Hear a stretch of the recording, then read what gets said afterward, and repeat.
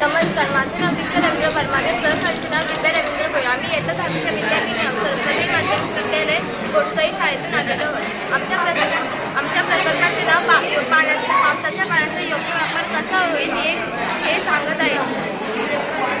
असेच पावसाचे दिवस होते. आम्ही सर्वजण पावसाचा आनंद घेण्यासाठी बसलो होतो.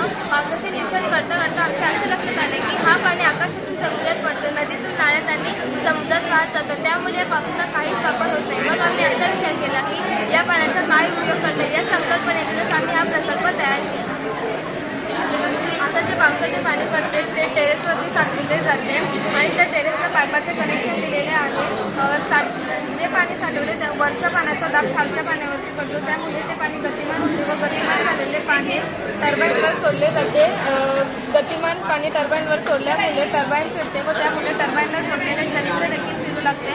मग तिथे वीज निर्मिती होते. निर्माण झालेले वीज इन्व्हर्टरमध्ये साठवले जाते आणि जे अशुद्ध पाणी असते ते पुन्हा आपल्याला वापरण्यात येण्यासाठी शुद्धीकरण प्रक्रियेने नैसर्गिकरित्या शुद्ध केले जाते व तेच पाणी साठवण टाकीमध्ये साठवले जाते. पावसाळ्यात पाणी जास्त असते, त्यामुळे पाण्याचा ओव्हरफ्लो होऊ नये म्हणून तेच पाणी टाकीला पाईपाचे कनेक्शन देऊन जमिनीत रुजवले जाते, जेणेकरून जमिनीतील पाण्याची पातळी वाढेल.